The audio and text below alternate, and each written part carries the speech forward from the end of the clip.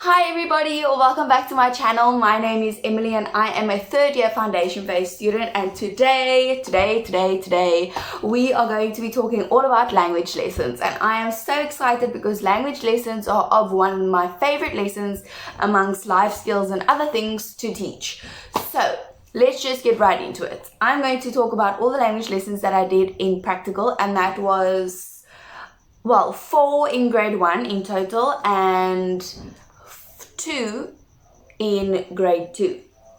So a little hack that I can give to any student teacher is to have a little notebook to keep with you when you are doing your lesson. So you just put it next to you on the floor or like on a little chair or whatever, just so that you can keep track of what you need to do.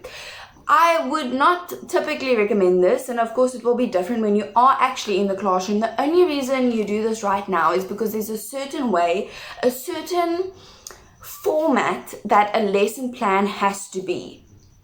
So I have a few things to show you over here, but let's just get started with what I started with. So first, you start off with auditory revision. I had to think what that is in English for a second there, and basically what you do is, for example, I did the letter B or B in English. So then you would say all the words that start with B. So you would say bread, book, whatever else. And then they must tell you what they hear in the beginning of the word. Look, this can change between grade 2 and grade 1 and 2.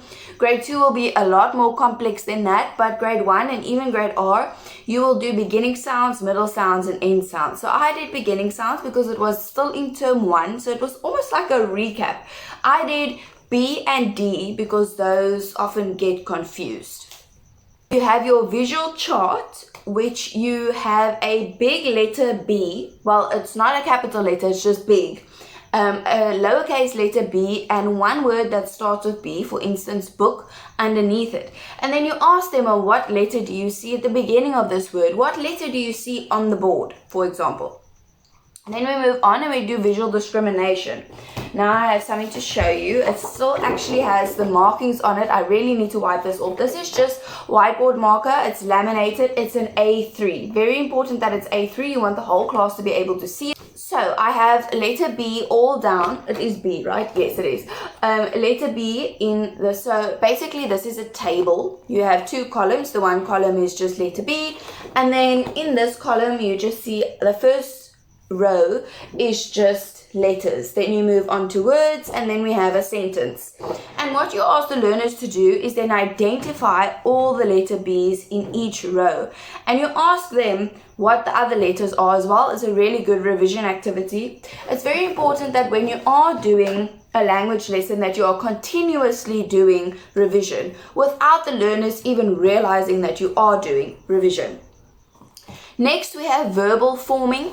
So you'll be quite surprised how important this step is. I only realized this in practical, especially now that we are wearing masks due to COVID.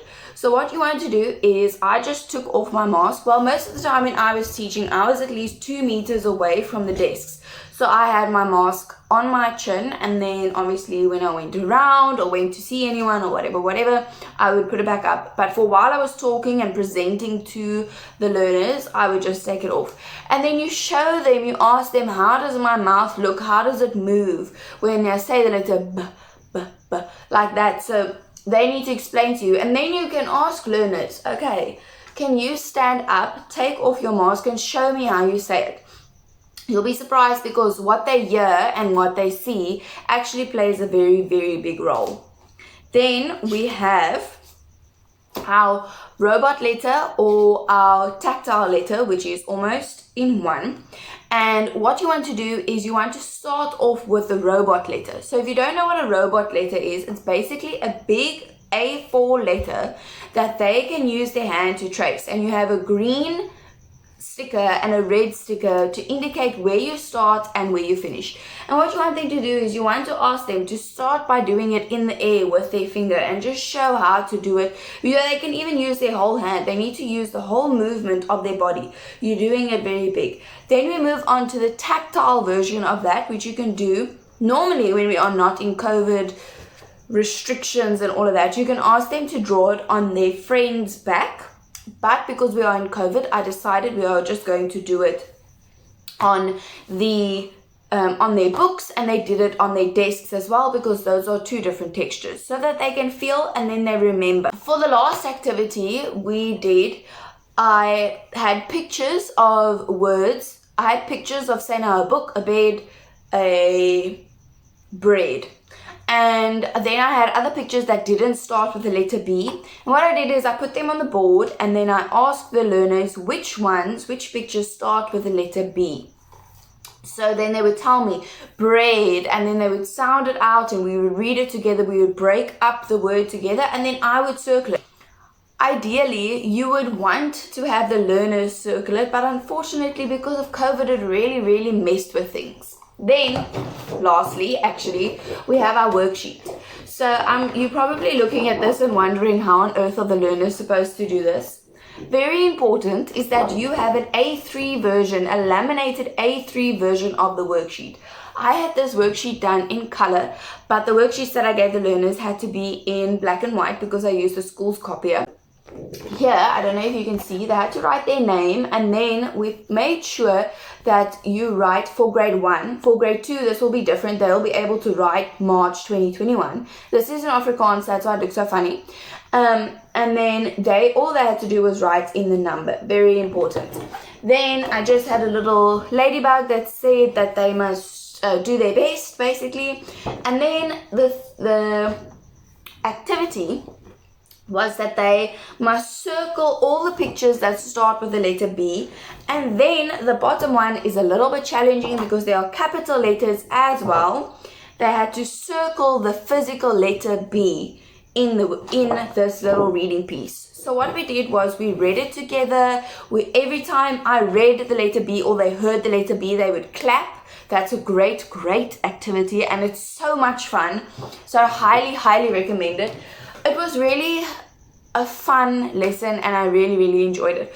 So this is just a language lesson on letters and sounds.